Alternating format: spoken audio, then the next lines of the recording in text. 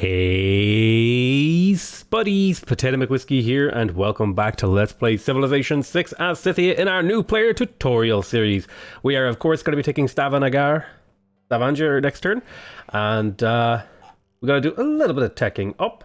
Now, the next major upgrade for our cavalry is all the way over here at Military Science, which is only 3 technologies away, which will be a significant upgrade for our horses, and once we reach that point, we'll be pretty much untouchable. That's the really nice thing about light cavalry, is they have a very, very friendly upgrade tree. So you can go from horsemen easily into coursers, and then you can easily get to cavalry. Okay, so over here we got a water mill. I would like to improve these tiles. I think I have a builder on the way, so I'm not under huge pressure to get a builder, so I'll just go ahead and get the commercial hub so I can get a little bit of extra gold. And the rest of these guys need to take out some of these warriors. I'll take the heal, because remember, we are Scythia, so when we kill a thing, we get a heal.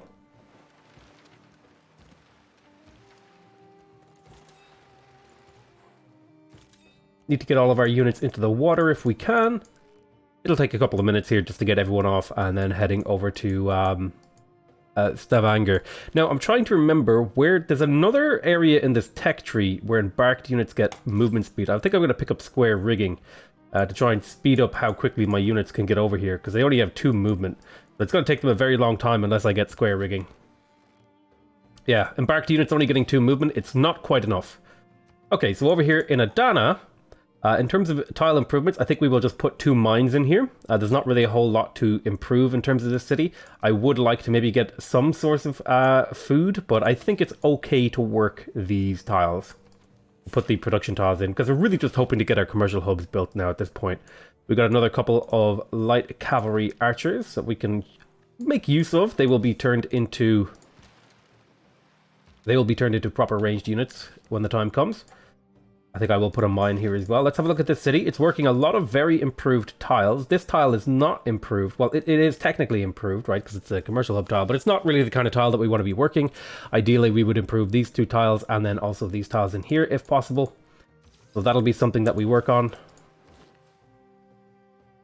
And again, over here in Kuloba, most of the tiles are like pretty good, but we still want to try and improve them. And we can improve this one by chopping and then putting a mine on it.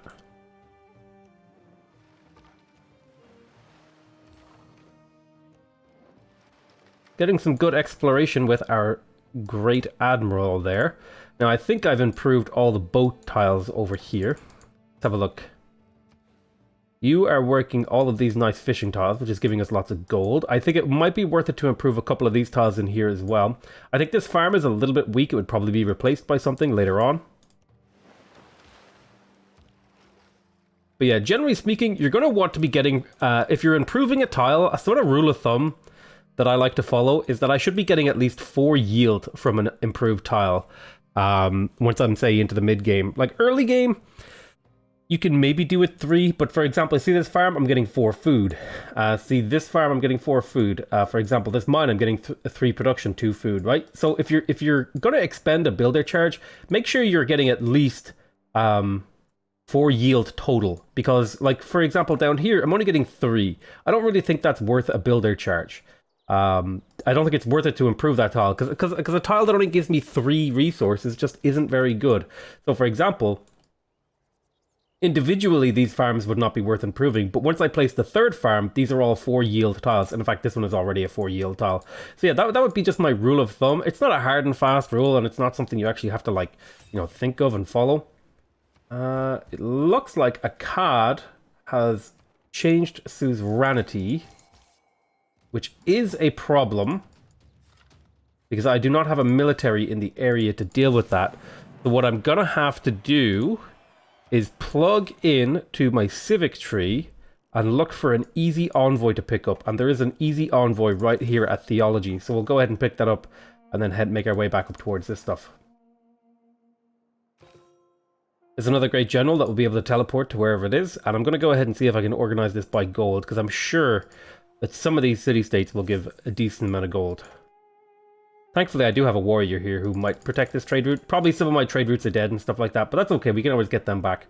I'm going to go ahead and pick up the Either the Grandmaster's Chapel is a good option to take if you plan on, if you don't have any uses for your faith, you can use it to faith purchase a unit or two. The intelligence agency is also quite useful because you can use your spies to steal gold, and the foreign ministry is quite handy if you want to use city-state armies. I think I will take the Grandmaster's Chapel here in this particular game. And we're just kind of trading along. Now, this city has finished a monument. It is going to get these ancient walls to try and keep away any units. Well, you know what? It would probably be a good idea just to pick up some sack of horse archers to fight off these barbs. It'll take a few turns, but I think in the long run, it'll be a worthwhile endeavor.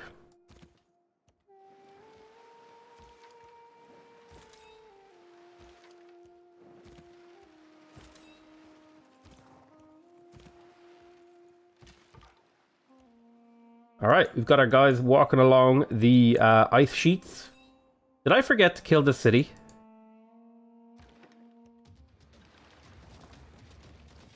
I did, and thankfully it was settled quite far away from Norway's other cities, so it's going to be easy to take and hold. And now if I wanted to, I could in theory buy a unit here, and it might not be a bad move to buy like a swordsman or something, just to kind of get an idea of what I'm dealing with over here. The chariot would also be viable, but I think I'm going to go ahead and buy myself a... Well, I need to save that money for unit upgrades, don't I? I'll get another caravel, and we will keep that city. Let's get the usual stuff. We are going to promote Pengala. He's a high value target. Gives a lot of culture and science. We're no longer focused on food in here because we've hit our growth limit. We will, however, be harvesting the deer. And the reason I'm harvesting the deer... so you might see here, this is a 1 food, 3 production tile. So one of the food is coming from the plains, one of the production is coming from the plains, one of the production is coming from the forest, and one of the production is coming from the deer. So if I were to put a camp on this, this would give a +1 gold and a 0.5 housing. Additionally, if I go into here, we can talk about why, in this particular instance, I'm going to harvest the deer. So this would give me 1 food, 1 gold, half a housing, 1 production, 1 gold, and 1 food. So by the end of the game, this tile will be giving me 2 food, 4 production, and 2 gold, with half a point of housing. However, all of those bonuses come online really, really late. Whereas if we compare it to a lumber mill, just getting 2 production right now, and also getting the harvest for 97 production is really, really valuable. So I can make this tile just better in the short term by harvesting that. Now, there are times where you want to keep the camps, like for example, if you have a Temple of Artemis or your Pantheon is camp related, there's plenty of reasons you might want to actually build a camp there. However, just in this particular instance, the only thing I really care about is getting as much production out of that tile as possible. So you can imagine, if we get 97 production out of that tile in a single turn, well, that's kind of like having +1 production on that tile for 97 turns. So any alternative will have to beat that sort of value. So hopefully that kind of gave you an idea. And I doubt there's going to be 97 turns left in this game. So every turn, you know, before 97 that we win the game is just gained value, in my opinion. It looks like we have found a somewhat reticent England. Looks like they're killing Granada.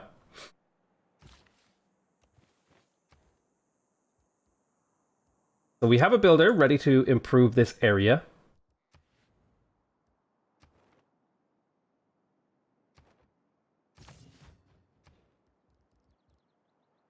Now, in terms of what we could produce here, there's quite a few options. I could get an aqueduct, I could get an industrial zone, I could get a theater square, I could get entertainment complexes. So thinking of like what the big picture is of my empire, the only thing that really matters is gold. So running a campus or a commercial hub seems like a pretty reasonable thing to do. The other alternative would be maybe to get a entertainment complex for the purpose of increasing the amount of amenities across my entire empire, which will increase the total, you know, sort of happiness of my empire. Another thing I could get is a really good holy site in here, for example, and it's only a jungle that I would miss out on. But I tell you what I'll do, I'll just go ahead and grab myself another builder so that I can continue to improve my tiles. If we take a look here, we can see this city is working quite a few different tiles, and I think there's quite a few improvements that we can do to this city. One of them is this mine right here. if we check out what the city has, it has quite a few things going on for it. We could grab some of these things. We could also build a commercial hub. We could even build another district, for example, the industrial zone. There is a +3 industrial zone right here. That's a little bit bonkers. We won't place that there quite yet. But if I place a dam here, I could place an industrial zone between these. That would be extremely high quality. Let's get the dam first. That'll give a lot of extra housing. Make sure we're trading for gold. This city has a commercial hub. And that's all it really needs is a commercial hub. Because it's producing lots of gold. And we could even tell it to work the commercial hub if we wanted to. What I will tell it to get next is a builder so that I can continue to improve my tiles. Sending our army over to join the great block of troops.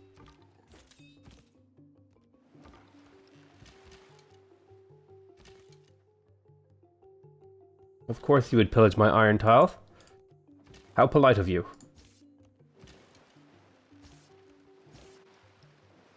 So right now all we're doing is just like, pretty basic exploration and moving our armies over, all that sort of jazz. Nothing too difficult to execute that would require like an in-depth tutorial. This is all just sort of logistical work that has to be done in the process of winning a game. And now this tile is 1 food, 4 production, rather than being 1 food, 3 production, 1 gold, half a housing, right? So I just think that this tile is better than what we were otherwise going to have. Yeah, I'm happy with that.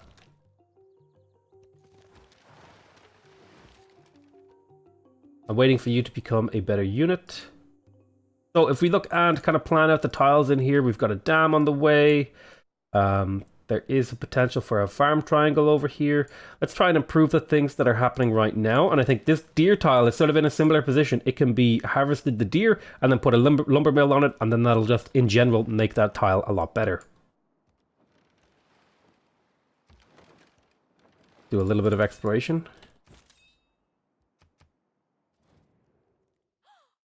She's, of course, denouncing me because I'm a very unfriendly fellow. There's theology. That will give me an extra envoy, which will allow me to take seasonality of Akkad, which means I no longer have to deal with their army on my doorstep, pillaging my traders and all that annoying stuff. Now, I'd like to pick up nationalism, and I'd also like to pick up mercantilism. I think I'm going to work on mercantilism, because mercantilism gives us a couple of really cool bonuses. First of all, it makes our camps better. So if we do have any camps, they're just better now. And it also allows me to build lumber mills on rainforest. So I'm going to chop... No, I'm not going to chop here. I'm just going to place the plantation. Because if I chop this, it'll just make this tile objectively worse than it would be otherwise. So I would like to get an arena, but you know what else I need to build? I need to build stuff like traders and get my economy back online. Over here, we grabbed a granary, which is going to help the city to continue to grow. Definitely needs a builder charge or 2 in here. So we'll just kind of grab a builder.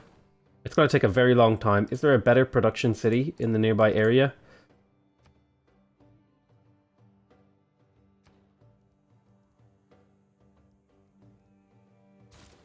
Get a watermill. That's a much more reasonable... I right-clicked as my screen was like transitioning over to here, and that moved my archer away, which is going to slow down how quickly they can get into the reinforcement of the new world that we are planning on invading.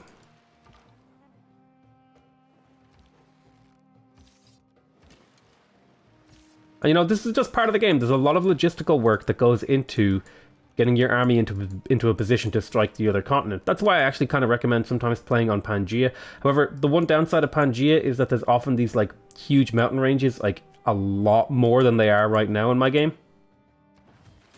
So we're going to harvest that quarry just to get this extra builder out so we can start improving this territory around here. And we're going to go ahead and get the monument to allow the borders to expand more rapidly. Monuments are actually pretty important and you shouldn't neglect them like I have been. But sometimes it's okay to just kind of delay them a little bit. Let's have a look at Issyk. It's working one unimproved tile, and I think I can definitely improve that tile. So let's go ahead and send this builder down to chop and then put a mine on it. Now, arguably, the lumber mill in the long run is better, but games of civilization aren't infinite, so you're trying to look for something that gives you value right now, and then enough value to justify itself throughout the game. So chopping and then putting a mine on it is like a pretty good compromise, I would say. Whereas just putting a lumber mill on it would be like the best way to get the maximum value across the entire game. I'm going to add movement here because what I need now is exploration power rather than anything else. And I can even use this Great General to do a bit of exploration, which is a pretty neat idea. And looks like we have circumnavigated the globe, which gave us a bit of extra era score. That's always something you want to try and do if you can. Now, I do want to pop up here, but I'm scared of popping up inside his territory in case he has units nearby to cause me issue.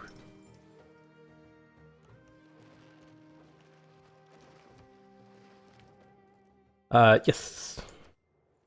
You may buy my chocolate. It's all papers and forms. The entire civil service is like a fortress.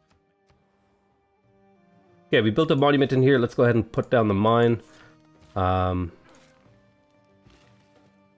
Wait there. We would like to place the harbor, but we're really waiting for the borders to grow a bit in here. So what I think we could justify doing is maybe some empire-wide infrastructure, or maybe some more military units like coursers. So I think I'll pick up a courser in here, just to send off to the New World. About to get square rigging, which will increase the speed of my embarked units by 50% by giving them +1 movement speed, which is very nice.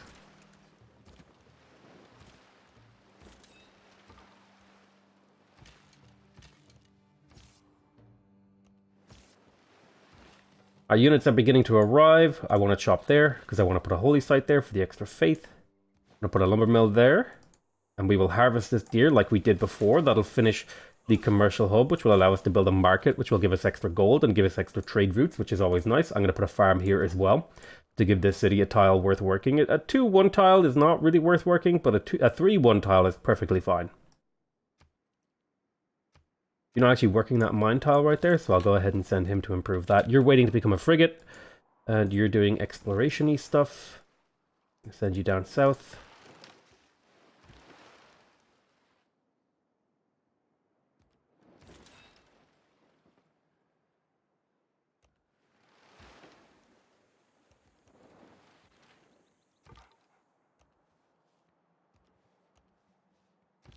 We are finding out useful information every turn, which will be able to make us, will allow us to make better decisions with regards to killing Norway. We'll trade with Akkad for the gold. And then in here, I could get an aqueduct. Do I want an aqueduct? I don't really want an aqueduct. I mean, there is a really good industrial zone right there, but I think we're going to opt for empire-wide infrastructure in the form of traders to keep our gold income high.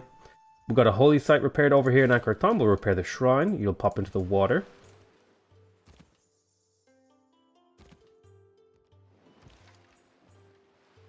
Now, some people would recommend, you know, you give these troops like multi-turn orders. I like to manage my troops like on a turn-by-turn basis. That's just like my preference. I sometimes find that if I give like these long orders, the AI will not carry them out correctly, or they'll get lost, or they'll, you know, go the wrong way, or they'll get themselves killed. You know, whatever variation of just like things going wrong you want to like decide is the thing that you're worried about. That'll typically happen if you do that sort of thing. So I just move them one by one, and you kind of make your way through things. We'll chop there, they get that builder next turn. I'm going to put a lumber mill here, which makes this city even better. I'm going to do the same thing over here, hopefully. But I'll probably do these lumber mills first. Now the city has 2 really nice tiles, and we've still got room for improvement. You'll become a frigate next turn.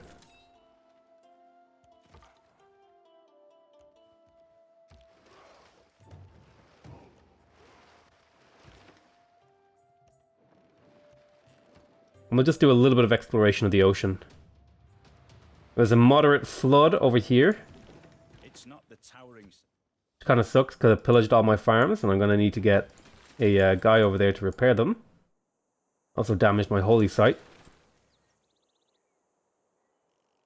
It could be worth it to pick up banks. Banks will give me a lot of gold, so I'm going to pick them up. Now, I do want to get to cavalry, obviously. But I'll probably pick up banks into cavalry, because I'll need a lot of gold to be able to upgrade my units into those cavalry. Holy Site, to be able to purchase units with Faith. Now that we're getting the Grandmaster's Chapel, we'll be able to turn Faith into units. I need more Niter, unfortunately, to upgrade my units. The nice thing is, though, that we have extra movement speed, which is going to make my life a hell of a lot easier when trying to make my way over to this new continent.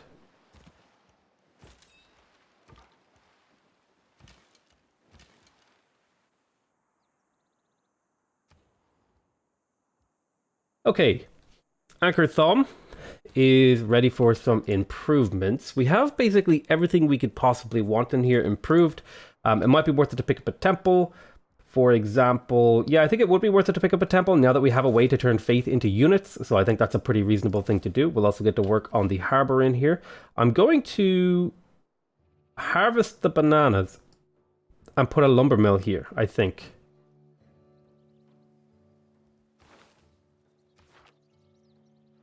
Alternatively, I could put a plantation down. I'll just put the plantation down. It's a pretty okay tile, a plantation tile, especially because it gives gold, which is pretty nice. Kostroma has been crying out for a builder for a very long time. Let's go ahead and give them one.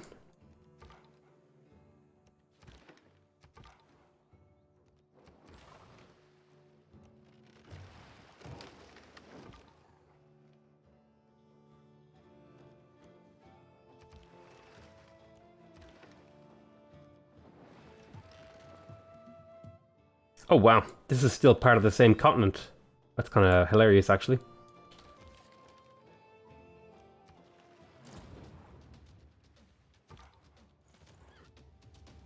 There's a tornado family appearing here. There's guilds.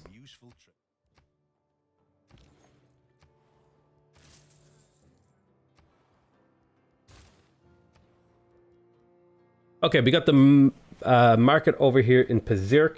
I'm going to go ahead and work on the watermill. And over here we got the workshop. The city is packed to the brim with production and population. What could I possibly build in here that would improve it? I think I'm going to go ahead and plop a harbor down in here for the extra trade route. That'll help me build up. I'm also going to take the extra science here from Pingala. If we go over to our capital, you'll see we'll go from 129 science up to... Once I click this button to refresh, 141 science. That's a pretty significant boost, so I'm pretty happy about that. See if we can't run away.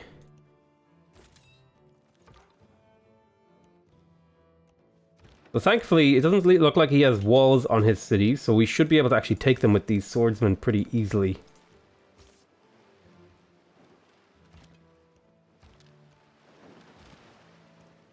The main force is coming up through the north.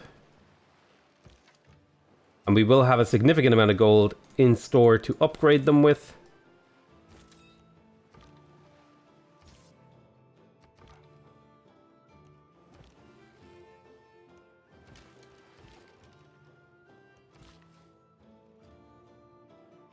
Yeah, I think we'll chop and then put a mine right there, or a lumber mill rather.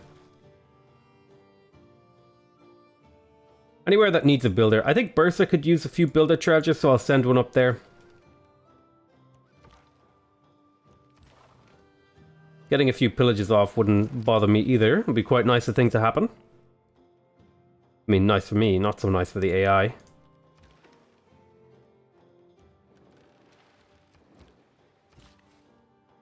Alrighty, I'm going to plop a farm right down there to make this tile even better and stronger. So we'd also like to get a lumber mill if we could, but that guy no longer has any build charges. The purpose of education. A nice chunk of faith, beautiful.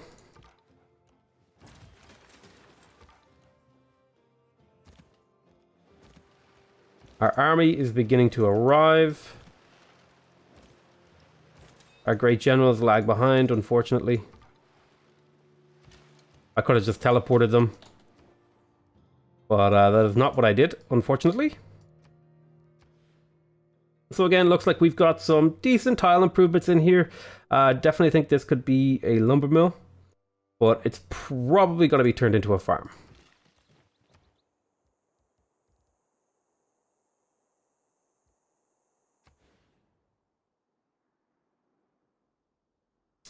Well, no, I'd like to make that into a thingy mill.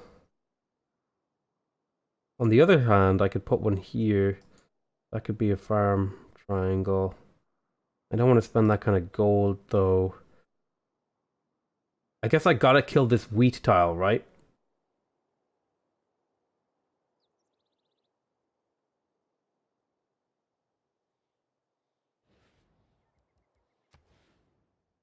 Yeah, no, I'll stick it over here where it's kind of nestled away from anything. It does cost me a bit of gold, which kind of sucks that I have to spend that, but not the end of the world. Just use these horse archers to clear out some of these barb camps over here. Okay, so we got the sack of horse archer in here. I think we're just going to work on some basics. Throw down a commercial hub, but we'll work on the shrine because the shrine will translate directly into a bigger army for me in the form of being able to purchase units once I complete the Grandmaster's Chapel.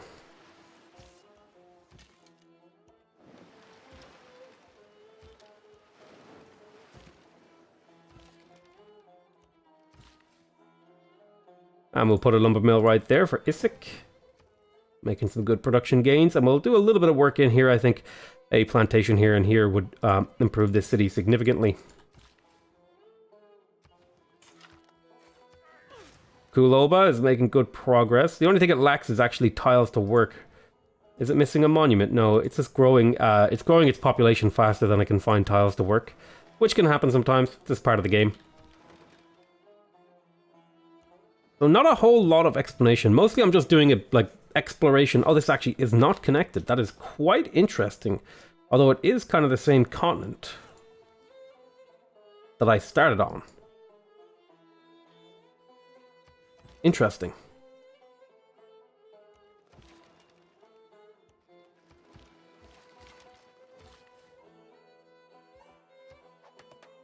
Right, let's get these bad boys repaired.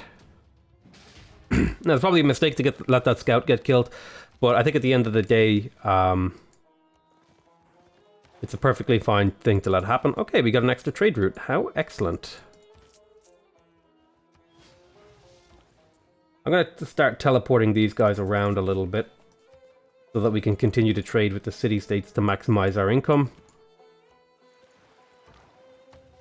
What units do you work on? This is medieval and Renaissance units, so that's something we need to keep in mind. We can use Renaissance units to great effect, thanks to that guy. We are going to want to upgrade the last of these horses too, if we can.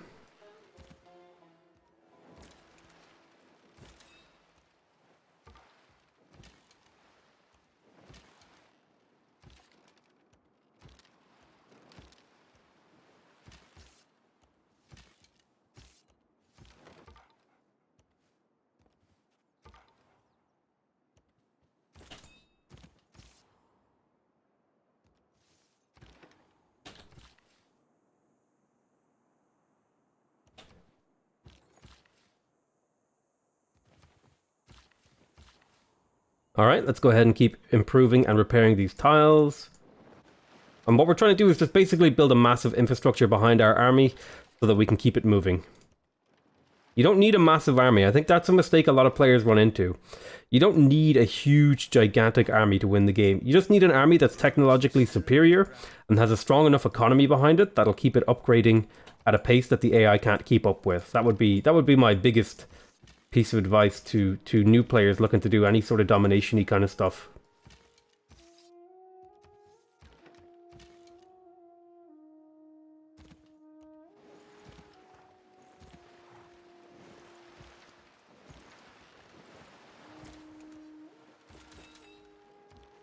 I never thought it would be my job to go on the internet and give people advice about domination.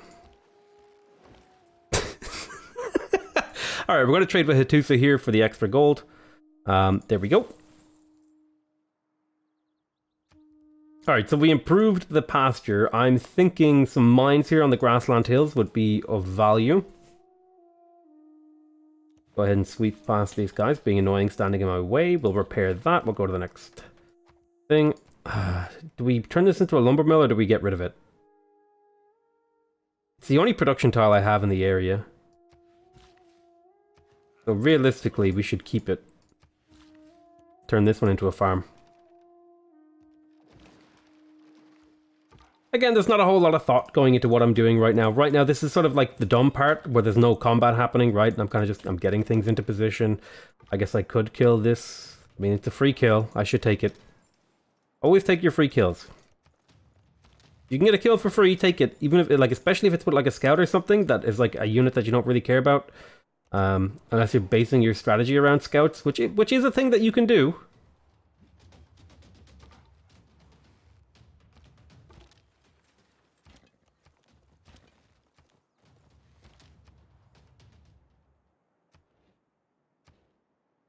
Alright, so we grabbed the arena in the capital.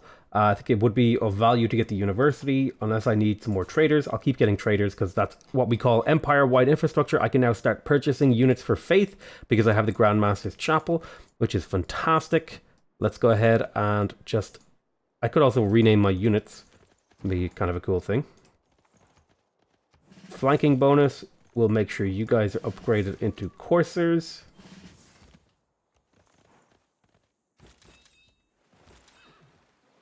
And, you know, just for the sake of fun, if we wanted to, for example, we could purchase coursers here, and I would get one. Over here in the Grand Master's Chapel, there is a pretty good industrial zone in here.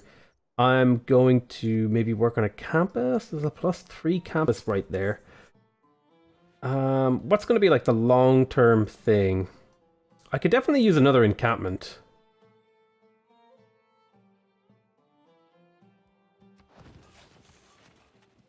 To let me produce units more efficiently. We'll work on that. I'll grab the meeting house. So we've basically promoted everyone. We'll grab Liang, and I'll stick Liang in Cool Oba. Not really much thought going into that one. It's just where, you know, it's a relatively central city. Liang makes it better, makes your builders better when you build them in a city. It's pretty central, so if I get builders from here, I can make them go pretty much anywhere in my empire. That was like the full extent of my logic there. Okay, so we got some cities we can start hitting. Make the AI quitting.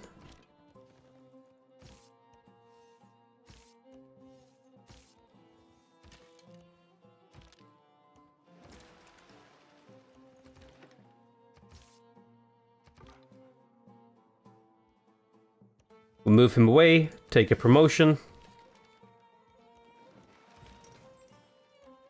Doing some exploration with the Admiral. We'll pop in here to repair that farm. We're going to plop a plantation down here, which will give us housing and the ability to get a little bit of extra gold. And gold is the most important thing for fueling your army. Because you can build an army in the ancient era and then basically fuel it with gold from the rest of the game.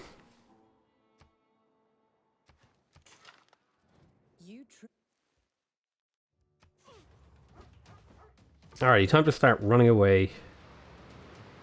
Things are going to get a little bit more interesting. We got a really nice holy site there. We also unlocked the ability to build banks, which is going to give us more gold. I probably won't finish many banks before the end of the game, but it's still a worthwhile thing to research and start to work on. 17 turns, for example. So I think the bank is the most important thing that I want. I would like a commercial hub in here, but I think this city's job is to just kind of exist and not really be very efficient. So I'll probably just slowly make builders out of there, so I don't have to think about that city too much. You guys are heading up to Bursa, because Bursa definitely needs build charges. This whole end of my empire has not been hasn't seen a whole lot of builder charges. And again, a lot of these decisions that I'm making are very automatic. I see a grassland hill, I improve the grassland hill, right? Because it's a 2-food tile that can become a 2-3 tile. So I work on it. You can see here, this is just slightly better than this. The thingy. I don't know. It's hard to explain a lot of this stuff. Basically, you just like production is good. Get more production. That is the full extent of the logic there.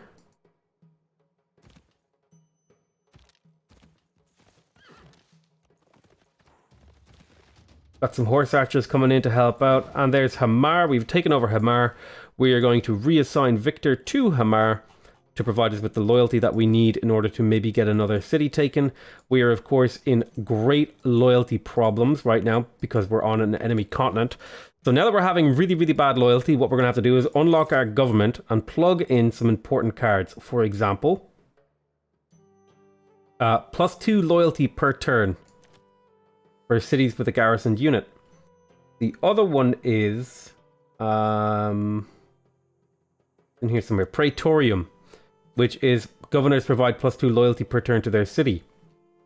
Those are very, very helpful and very nice cards to have. They'll give you extra loyalty. You can also plug in retainers if you wanted, because sometimes amenities can make a difference with the loyalty of a city. So if I quickly just click in here, you can see that the city has -1 amenities. If we go to the loyalty screen, first let me keep the city. And you can see here the happiness level is providing us with -3 loyalty. So if we plug in a, it's saying 5 turns. So if we plug in these cards, just for argument's sake, the +1 amenity and the Limitanii and the governors provide loyalty. And you can even go as far as maybe civil prestige if you have a lot of upgrades, all that sort of stuff. But I think this is perfectly fine. This is all the loyalty we can crank out of a single government. Now, if we go in here, we're only losing 3.6 loyalty per turn. Considering we have 50 loyalty, that's an awful lot of time to play with the city before we need to do anything to rescue it. We can always build a monument, and hopefully by the time the monument is built, the city will have stabilized in loyalty. We're not going to quite attack this turn, but maybe the turn after. A lot of these units are not really in a position to super duper make a difference.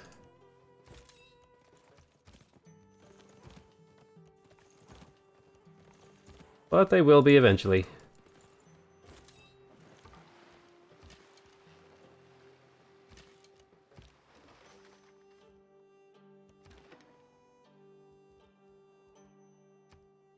So I'm just going to go ahead and tell this guy to go stand somewhere and go asleep. So this is part of managing the game as you get into the late game, is knowing which units you have to pay attention to.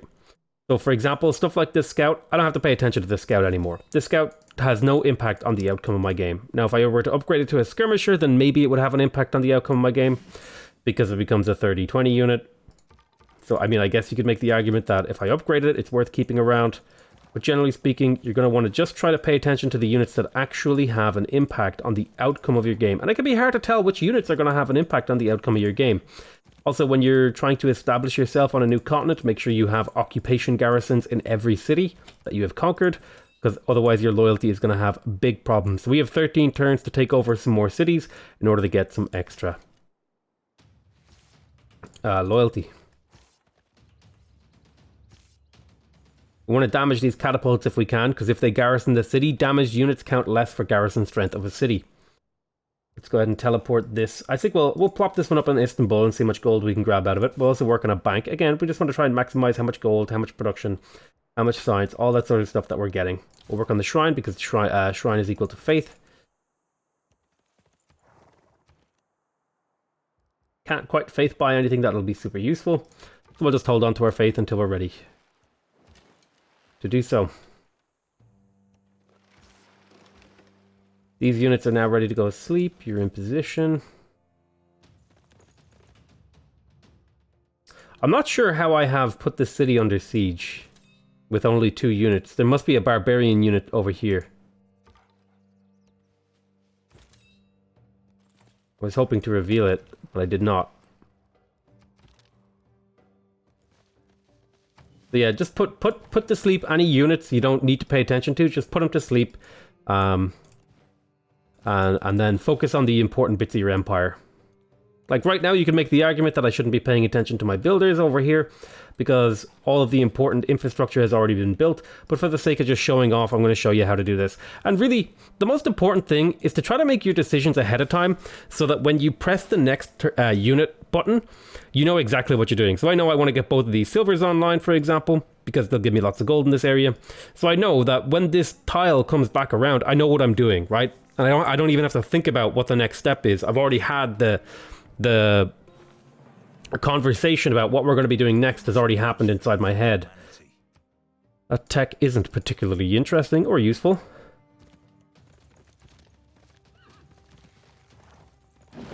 Now we've taken Nidaros, which is his capital, and there was a scout over here providing extra pressure from a thingy stance.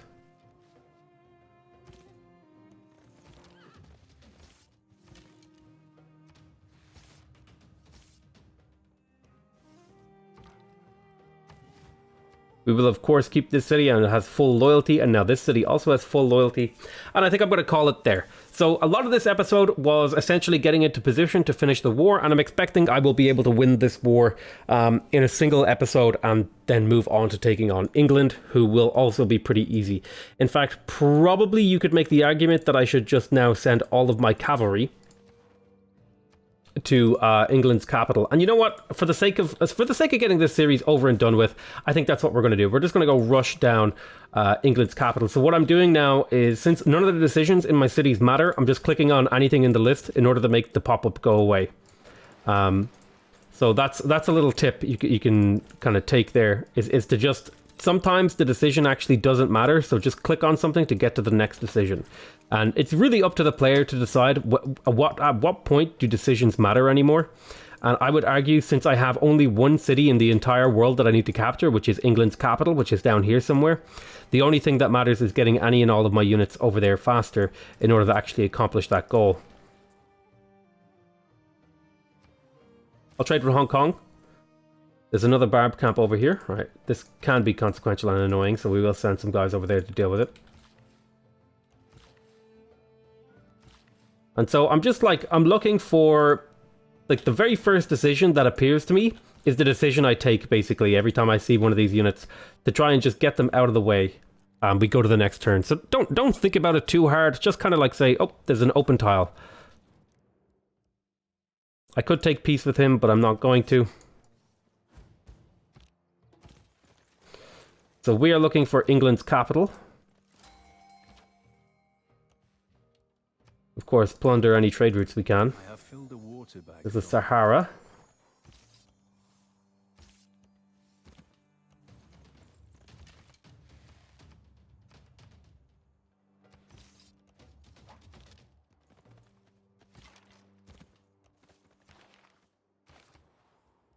Did I pass on that? No, I took it.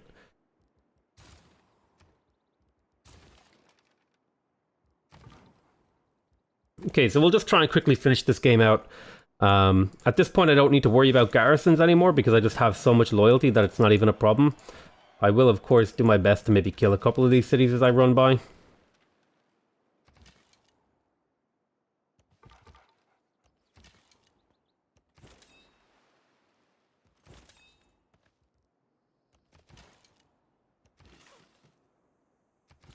Lumber mill there. I could put a Kurgan on this tile. Probably a good idea to get that iron online. And you know, as you play more and more Civ and you focus on playing faster, you will actually get a lot better at playing quickly. And here's the thing, you actually don't have to focus on playing faster to get faster at playing. You just have to understand what decisions you need to make. And like have a really good understanding of what things are just good and what things you don't have to think too hard about. So for example, tile improvements, they're not really something I need to think too hard about, right? I already kind of know what the good tile improvements are. I know where I want them, when I want them, and that sort of stuff. So all I need to do is to be able to read at a glance a situation where I might want to make that tile improvement. And that's the sort of stuff that just comes with practice. So like if you just play a little bit of the game every day, every week, honestly, like if you wanted to be as good as me, like realistically, I only put in like maybe 2 to 3 hours of this game a day, a week, like, and that's if I'm going heavy, right? Honestly, sometimes I often only put in like maybe only like an hour a day a week, and that's like, so that might include a 1 hour, like a single session that's 6 hours, and then a 1 hour kind of mess around session, right? So you can actually very easily, I think, do that. I think the game is out 2 years and I have 1,500 hours, which if you think of that across like 2 sets of 360 days is, well, like let's say 2 of them is 7. So on average, since the game came out, I only played like 2 hours a day, which you know is an awful lot. Don't get me wrong, 2 hours a day of anything is an awful lot of it. But I mean, we spend like 8 hours a day working, and this is technically my job. So honestly, I haven't even really played the game that much. You could probably put in, you know, a half or a quarter as much time in a week and just be just as good, especially if you're actually watching videos and learning how to play and just watching how the things go forward. And a lot of being good at the game has actually a lot to do with the process of how you play and how you make your decisions. Like, you know, what hotkeys you're using, where you're clicking, how good is your mouse accuracy, how good are you just at using a computer, all that sort of stuff. Okay, there's Manchester. That's not the city we want. There's Birmingham.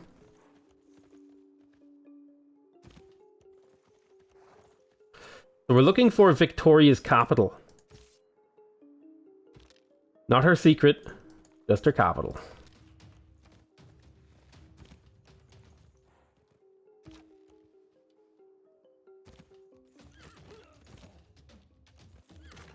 Take out some of these units as we go.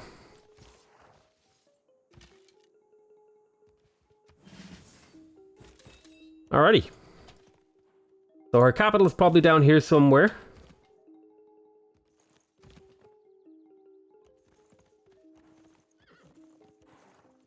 We've got to be getting close to finding it because we have been searching now for a while. Might go ahead and see if I can shoot down Bristol. Now, in this particular instance, I am going to give long-term orders because I don't want to have to deal with those guys every single turn. And see, a lot of the decisions at this point don't matter because I only have a single city to take. So I'm just kind of like, again, you know, it's just this process of what is the first like reasonable decision that I can spot? Like putting a farm there, that's pretty reasonable. I'll just put a farm there, even if it's not being worked, even if it's not useful. Just trying to make sure that like my people are doing something quickly. Because now at this point is, I as a player, I'm starting to lose interest in playing the game because I know it's over, all the challenge is complete, right? And that's kind of what draws me into the game, is knowing that there is a challenge, that there is something to overcome, that there is a thing that needs to be done. Whereas right now I'm in this feeling, and this is one of the biggest problems you're going to run into as a new player, is when you've won the game but the game isn't over. And what you do then matters a lot. How you manage yourself as you're playing through the game when you've won but the game isn't over is really, really important. So I'm going to try and capture Leeds as a jumping off point. I'm going to try and run past and just throw all of my units into London if possible.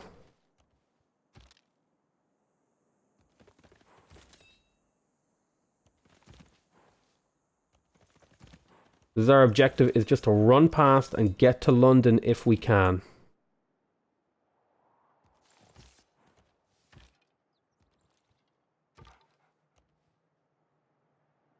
Let's go ahead and purchase ourselves a Corsair here, who will also come in and help us out. So just click on whatever. It's not really super important. Again, you know, the whole, you know, picking optimal things at this point, again, the game is over. So the things that matter before don't matter now. We just click on like the first reasonable thing. Even if it's not a particularly reasonable thing, it's something that, you know, I don't mind if the city is like building a wall and it's never going to be attacked, right? That doesn't bother me. Because the way I like to think of it is there's a whole bunch of like decisions in the way of the decisions that I want to make that actually impact my game. And I want to just try and get to those decisions because those are the ones that I have fun doing. I want to get to the interesting decisions. And you don't do that by sitting around just like randomly hemming-hawing about whether or not I need to place a builder charge here or there when you're 2 turns away from taking the enemy's capital, right? This sort of optimization, it doesn't have an impact on the outcome of the game, and so you shouldn't really just bother with it. Just get to work, get the guys moving. Get them down into this. Now I'm going to be slamming into London with all of my units, which is probably not super advisable. I'm going to take a promotion here on this unit for fear of it getting killed.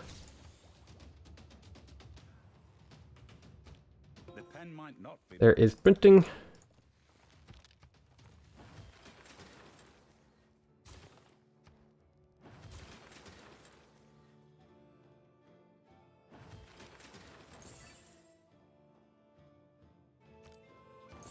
Just throw them down. Okay, so now decisions become a little bit harder. Because we need to surround this city. And grinding your units into a city like this is super not advisable. Because as you can see, it's super ineffective.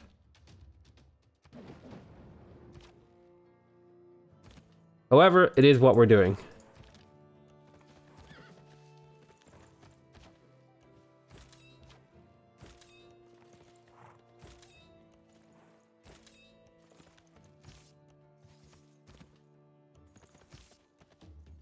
Now that we've taken leads, we can use this as a healing point. Let's go ahead and reassign Victor. Or, wait, who was that again? Yeah, Victor. Reassign Victor over there.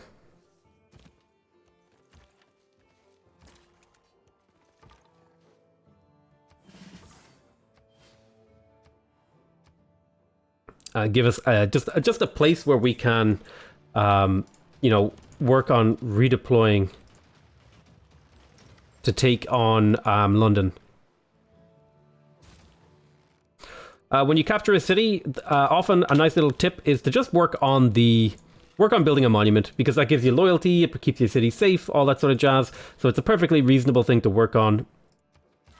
We can now put jungle lumber mills, which is always a fun and exciting part of the game ever since the Gathering Storm June update came out, because I don't know why, but I really like the jungle lumber mills. So again, I don't care if any of my units die. None of these units matter for the winning of the game.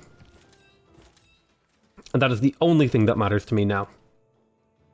So I'm going to step you back so that you can heal.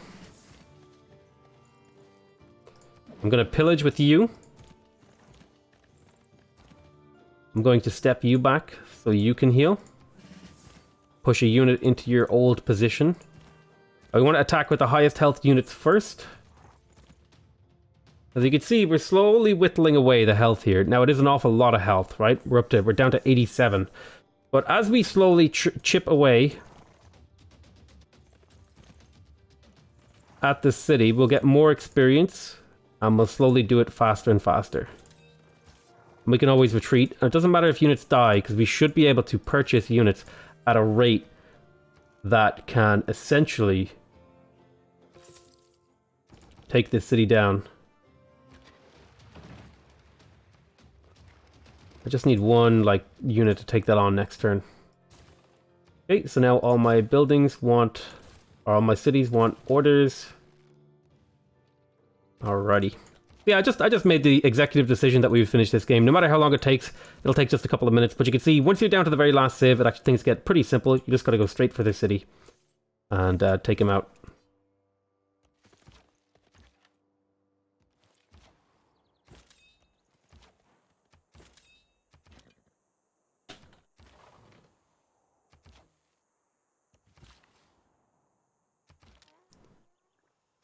Okay, there's just like an endless swarm of swordsmen appearing from this, which is kind of annoying. But it is what it is. Again, it doesn't matter if units die. It's not the important point. If units die, that's fine. In fact, it's actually quite a good thing, because this horseman actually came out of the district there, which means we can kill him, and now the city is even easier to kill. So what we're going to do is we're going to take the pillage for the heal. I'm going to use you to take this city out. You're going to go there and wait a turn.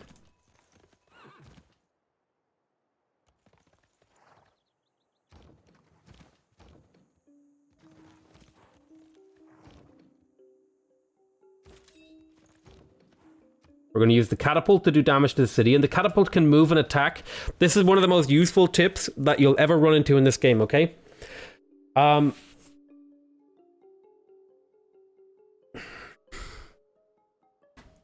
If a catapult is boosted by a great general, it can move and attack.